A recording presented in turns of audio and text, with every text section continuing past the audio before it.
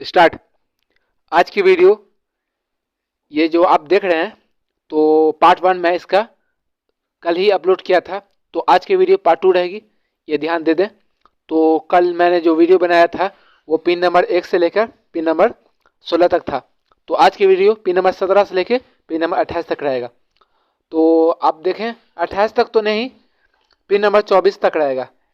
ये circuit diagram है, मैं पिछली वीडियो में समझा चुका हूँ। तो आप अपना सर्किट बना सकते हैं जो कि सुकाम की सैनी मॉडल की माइक्रो कंट्रोलर यूज़ करके। तो पिन नंबर 17 से स्टार्ट करते हैं तो पिन नंबर 24 तक जाएगी। तो 25, 26, 27, 28 वो पार्ट थर्ड में बनेगी।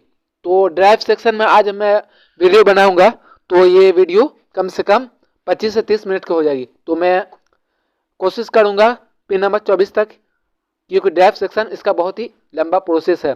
तो मैं कोशिश करूंगा 24 तक बनेगी। पिन नंबर 17 से लेके पिन नंबर 24 तक बनेगी, जहाँ तक कि ऑन ऑफ स्विच इन्वर्टर को आप करते हैं वहाँ तक बनेगी। ड्राइव सेक्शन तो आज नहीं बन पाएगी। तो पार्ट थर्ड की आप इंतजार करें। तो मैं कोशिश करके कल वो वीडियो अपलोड कर दूंगा। तो स्टार्ट करते हैं। जैसा कि पिन नंबर 1 से लेकर पिन नंबर 16 तक पिछली वीडियो में बता दिया हूँ। तो मैं वीडियो के डिस्क्रिप्शन में आपको लिंक दे दूंगा वो वीडियो की, पिन नंबर 1 से 16 तक वाली। तो अब आप वहाँ से जाके देख लें ये पिन नंबर 1 से 16 तक ये कैसे वर्क करता है, आप कैसे सर्किट आप बना सकते हैं खुद का। तो पिन नंबर 17 स्टार्ट करें। तो पिन नंबर 17 आप जो देख रहे हैं वो है चार्जिंग हाई लो कनेक्टर की।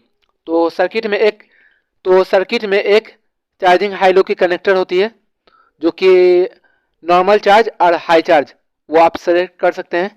तो पिन नंबर 17 उसी के लिए यूज़ हुआ है। तो मैं आपको बताता हूँ। तो पिन नंबर 17 से जो ये ट्रैक गया हुआ है और ये 4.7 के की रेजिस्टेंस लगाकर ये ग्राउंड की गई है। इसको बैसिंग बोल्ट बोलते हैं। इसको ग्राउंड की गई है तो वोल्टेज को ड्रॉप होगी। ये कनेक्टर है, ये देख लें आप, ये कनेक्टर है। कनेक्टर देख रहे हैं, ये चार्जिंग हाई लो की है। ये देख लें, ये चार्जिंग हाई लो की है। तो एक पिन पर डायरेक्ट 5 वोल्ट 7805 से डायरेक्ट इनपुट आएगी यहाँ पर एक पिन पर। तो एक पिन से लेके आप जैसे ही शॉर्ट करेंगे तो पिन नंबर 17 पर 4.5 वोल्ट यहाँ पर मिलेगी, जिससे ये कंट्रोलर चार्जिंग को लो कर देगा। तो यहाँ पर वोल्टेज ओपन रहती है ये सर्किट, तो ये चार्जिंग लो करेगा और जैसे ही करते हैं तो ये हाई करेगा। ये आप ध्यान दे दें, पिन नंबर 17 वो चार्जिंग हाई लो की है। तो पिन नंबर 18 जो देख रहे हैं आप वो है यूपीएस इन्वर्टर मोड की। यू का मतलब यूपीएस हुआ, आई का मतलब इन्वर्टर मोड। तो यूपीएस इन्वर्टर मोड ये कनेक्टर है, ये कनेक्टर देख लें आप, यूपीएस इन्वर्टर की है। तो एक पिन इसकी ग्राउंड रहेगी और एक पिन पर 7805 से 10K की रेजिस्टेंस लगा के पिन नंबर 18 पर दी गई है। तो यहाँ पर 5 वोल्ट इनपुट आती रहेगी। अब जैसे शॉर्ट करेंगे तो ये 5 वोल्ट ड्रॉप हो जाएगी, तो ये यूपीएस मोड पर आ जाएगा। ये भी देख लें आप, pin number 18 UPS inverter mode connector के लिए। तो पिन नंबर 19 गारंटी रहेगी। पिन नंबर 20 पर 7805 से डायरेक्ट इनपुट आएगी, डायरेक्ट आएगी, ना बीच में कुछ रेजिस्टेंस लगाना है ना ही डायोड लगाना है। ये भी ध्यान दे दें आप, डायरेक्ट इनपुट आएगी पिन नंबर 20 पर। तो पिन नंबर 21 देखें आप, वो मैंने पिछली वीडियो में इसकी बनाए थे कि आ, ये कंट्रोलर जो आप देख रहे हैं इसको कैसे ड्रॉप करवाना है वोल्टेज। तो पिन नंबर 21 जो देख रहे हैं वो ओवरलोड सेंस की है। तो पिन नंबर 4 भी ओवरलोड सेंस है। पिन नंबर 4 ओवरलोड सेंस, यहाँ से सिर्फ बीप देगी, तो ये ट्रिप नहीं करेगा। ट्रिप करने के लिए पिन नंबर 21 पर मैंने पिछली वीडियो में बताया था कि BC547 लगती है, तो ये लगी भी है। तो इसकी सर्किट कैसे कंप्लीट होती है वो मैं बताता हूँ।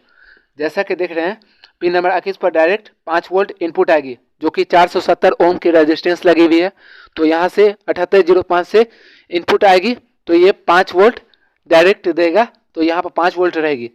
और BC547 का क्या वर्क है, जैसा कि देख रहे हैं LM324 से पिन नंबर 1 से वोल्टेज निकलती है।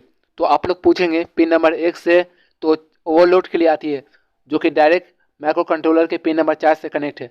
तो ऐसा नहीं है, वो भी कनेक्ट है पिन नंबर 4 से। अब प्लस इसमें ये किया गया है, पिन नंबर 4 से तो जो ले गया है ये देख लें आप, LM324 पिन नंबर 1 है। यहाँ से वोल्टेज उठाकर डायरेक्ट इस BC547 के बेस पर दी जाती है। जैसे बेस और वोल्टेज बढ़ेगी तो ये BC547 5 वोल्ट को ड्रॉप करेगा, तो ये ओवरलोड ट्रिप कर जाएगा। ओवरलोड सेंस तो पहले ही कर लेगा ये पिन नंबर 4 पर जैसे वोल्टेज आएगी, ये सेंस करने के लिए। अब पिन नंबर 21 पर है वो ड्रॉप करने के लिए, ये सिस्टम पूरा ट्रिप करने के लिए। तो पिन नंबर 21 ओवरलोड ट्रिप करने के लिए होती है। पिन नंबर 22 जो देख रहे हैं वो है जीरो क्रॉस सेंस। ये देख लें आप, 5 वोल्ट यहाँ पर भी 7805 से डायरेक्ट यहाँ पर वोल्टेज आई और 10K के रेजिस्टेंस लगा के पिन नंबर 22 पे दी जाती है। तो पिन नंबर 22 पर 10K रेजिस्टेंस लगा के दी गई है, जो कि 5 वोल्ट मिलती रहेगी। अब बैकअप मोड पर चेक करेंगे तो यहाँ पर 5 वोल्ट डायरेक्ट रहेगी, और जैसे ही मेंस देंगे तो 2.5 वोल्ट उसकी आधी वोल्ट हो जाएगी, 2.5 वोल्ट। 5 वोल्ट का आधा हो जाएगा 2.5 वोल्ट। तो ये जीरो क्रॉस सेंस के लिए। और जीरो क्रॉस सेंस का सर्किट क्या है वो समझा देता हूँ आपको। तो यहाँ पर भी एक BC547 लगेगी जो कि इसको स्विचिंग करवाएगी। ये ट्रांजिस्टर स्विचिंग होगी, जैसे स्विच करेगा ये ट्रांजिस्टर तो ये यहाँ पर 5 वोल्ट को 2.5 वोल्ट में कन्वर्ट कर देगा। तो इसके जीरो क्रॉस सेंस इसी पर वर्क करती है। तो ये BC547 के बेस पर ये वोल्टेज कहाँ से आती है, तो आप लोग पूछेंगे कहाँ से आती है, तो मैं बता देता हूँ। ये मेन ट्रांसफार्मर के, ये देख लें, ये मेन ट्रांसफार्मर कौन सी होती है मैं बता देता हूँ। ये मेन सेंस की है, ये देख लें ट्रांसफार्मर। तो यहाँ से वोल्टेज उठाई जाती है। तो डायरेक्ट के 20 से नहीं उठाएंगे, तो ये आपकी DC वोल्ट है, तो DC वोल्ट उसको स्विचिंग नहीं करेगी। तो स्विचिंग करने के लिए हमारे पास AC वोल्टेज होनी चाहिए। तो AC वोल्ट हमको मिलेगी, ये आप जो देख रहे हैं 12 वोल्ट वाली डायरेक्ट के साइड से उठाई गई है। ये देख लें साइड से उठा के BC547 के बेस पर दी गई है। बेस पर जैसे ही वोल्टेज मिलेगी, यहाँ पर जैसे ही वोल्टेज मिलेगी तो ये स्विचिंग करेगा, और स्विचिंग करेगा तो ये जीरो क्रॉस सेंस कर लेगा। तो जीरो क्रॉस सेंस इसी पर वर्क करता है। तो आगे बढ़ते हैं। पिन नंबर 23 है वो UPS इन्वर्टर है। UPS इन्वर्टर मोड के लिए जो एक LED लगती है वो उसके लिए है। यहाँ पर आपको दिखा देता हूँ। UPS इन्वर्टर मोड है, ये इन्वर्टर मोड है। तो पिन नंबर 23 आई है, तो पिन नंबर 23 यहाँ भी है। तो ये इन्वर्टर मोड के LED के लिए है, प्लस रिले ड्राइव भी है। तो रिले ड्राइव कैसे वर्क करती है वो आप समझें। पिन नंबर 23 से यहाँ से वोल्टेज निकली 5 वोल्ट, 4.7K के रेजिस्टेंस लगा के ये BC547 के बेस पर दी गई है। जैसे वोल्टेज मिलेगी ये ग्राउंड कर देगा। NPN ट्रांजिस्टर है तो ये ग्राउंड करेगा। अगर PNP लगाता होता तो यहाँ पर पॉजिटिव वोल्टेज मिलती। तो NPN है तो यहाँ पर ग्राउंड कर देगा। तो रिले, ये मैंने रिले ड्रॉ किया हूँ, ये रिले देख लें आप, ये रिले की डिज़ाइन है।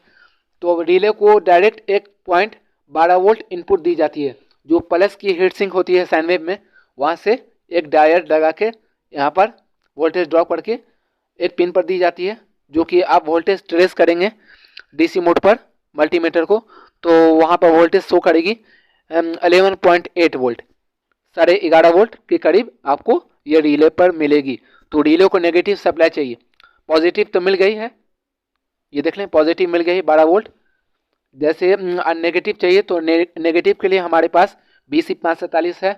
तो पिन नंबर 23 से जैसे वोल्टेज निकलेगी यहाँ पर बेस पर वोल्टेज जाएगी तो ये नेगेटिव कर देगा। ये ग्राउंड देख रहे हैं, एक पिन ग्राउंड होती है BC547 की, तो ये ग्राउंड से शॉर्ट हो जाएगा। जैसे वोल्टेज आएगी तो ग्राउंड से शॉर्ट होगी, ये रिले ऑपरेट हो जाएगी।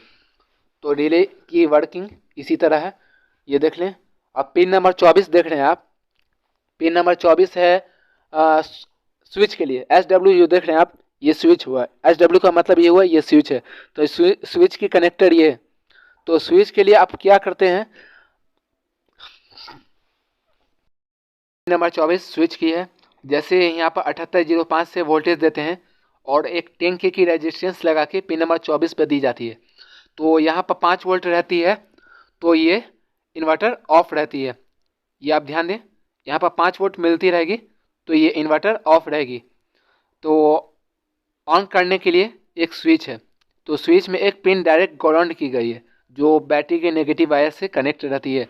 तो एक ग्राउंड की गई है, ये देख लें आप, स्विच की एक पिन ग्राउंड रहेगी, वो ग्राउंड से कनेक्ट है। ये देख लें, ये ग्राउंड से कनेक्ट है। तो आप यहाँ पर स्विच को शॉर्ट करते हैं। जैसे ही शॉर्ट करेंगे तो ये 5 वोल्ट ड्रॉप होगी, 5 वोल्ट से 0 वोल्ट हो जाएगी। जैसे 0 वोल्ट होगी तो ये इन्वर्टर ऑन हो जाएगा। ऑन होते ही ये पल्स जनरेट करेगा, तो आप लोग की इन्वर्टर ओके मोड हो जाएगी। ये देख लें आप। तो स्विच ये इसी तरह वर्क करती है। स्विच का वर्किंग इसी तरह होती है।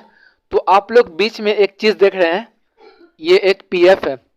तो पीएफ आपको ज़रूर लगाना है, ये भी ध्यान दें। अगर आप पीएफ नहीं लगाते हैं तो आपका इन्वर्टर मिसबिहेव करेगा, जैसे आपकी वर्किंग में थोड़ा सी दिक्कत आएगी। तो आप लोग को पीएफ जरूर लगाना है। तो पीएफ का मैं नंबर बता देता हूँ। तो पीएफ का नंबर होगा 104। ये आप ध्यान दें, 104 की पीएफ लगानी है। तो पीएफ लगाना बहुत ही ज़रूरी है।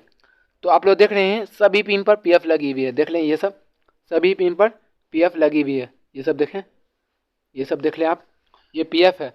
तो पीएफ लगाना आपको बहुत ही ज़रूरी है, जिस वजह से आपकी इन्वर्टर परफेक्ट वर्क करेगी। अगर पीएफ नहीं लगाते हैं तो वर्किंग में दिक्कत आएगी, ये भी ध्यान दें।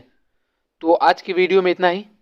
अगर मेरी वीडियो आपको पसंद आती है, मेरे वीडियो को लाइक, शेयर और सब्सक्राइब करिए। Thank you.